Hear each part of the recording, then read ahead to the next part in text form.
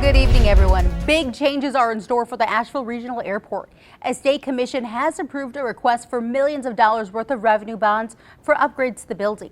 News 13's Tina Kinsey has more on the plans. The summer of 2021 was the busiest on record for the Asheville Regional Airport, and airport officials tell me this year is on track to top that. Now the building is getting some updates to sustain the growth. Things are taking off for the Asheville Regional Airport. AVL landing a major win this week. North Carolina's local government commission voting unanimously Tuesday to approve the airport authority's revenue bond request for improvements, expansion, and modernization. $185 million worth of updates. Big things are coming. Tina Kinsey telling us the terminal, ticket lobby, TSA screening, baggage claim, and concession areas all on deck for a first-class remodel. A new air traffic control tower also on the horizon to keep up with growing demand. We have more flights, more nonstop flights than we've ever had in the history of this airport. The airport revamp slated to take off by the end of 2022, with renovations estimated to stretch into 2026. The airport is an economic anchor in Western North Carolina and has been for 61 years. We contribute, the presence of this airport contributes $1.5 billion annually to the local economy. The Greater Asheville Regional Airport Authority's request is part of a much larger $1.5 billion financing bundle for projects across the state. Farmers in Transylvania County say the DOT's plan to raise a road has the potential to make flood problems in the area worse. But tonight we're learning new information that the DOT may be open to revising the project. News 13's Kimberly King reports from Green Road. Farmers I spoke with here in Transylvania County agree with the DOT that the old bridge here on Green Road needs to be replaced. But a second part of the project calls for a stretch of Green Road to be raised about 5 feet above the floodplain.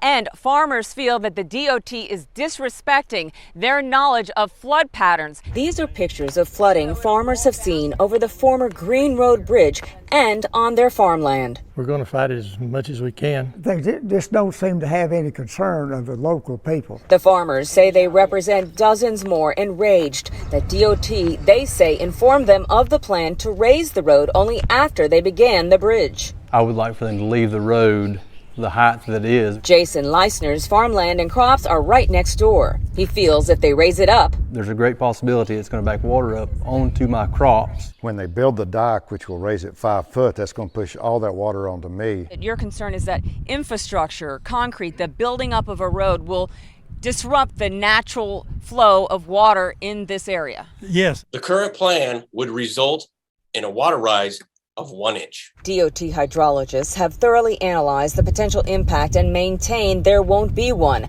Still, we learned this. The project that is ongoing now still has room for improvements and adjustments. And he said, change. The road plan was meant to improve the level of area service so emergency vehicles could access homes during flooding. Still, a meeting's planned in the county next week as farmers urge this. Take a second look at it, realize that what they're doing is of no benefit to anybody. And the outdoor concert season has returned here in Western North Carolina. The Steep Canyon Rangers concert marks one of the largest outdoor concerts to take place in the heart of downtown Asheville following the easing of COVID-19 restrictions. As News 13's Samir Nefsi explains, everyone was thrilled to attend, but COVID was still on the minds of some people. Hey there, it's estimated 4,000 to 5,000 people turning out for the Bluegrass concert here in Pack Square. Now the concert comes as Buncombe County officials reported earlier this week the county continues to see low transmission of COVID-19 as White House officials prepare for a coronavirus wave this fall. We were like, yes, let's get back out. Let's get concerts going again. And just like that, music and cheers can be heard radiating from Pack Square.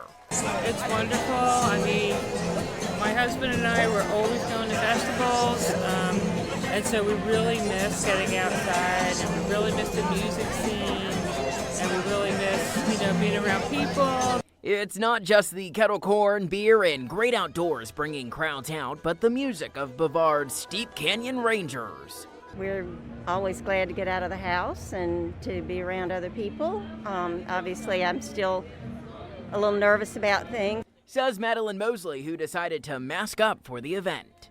It's exciting, but it's scary.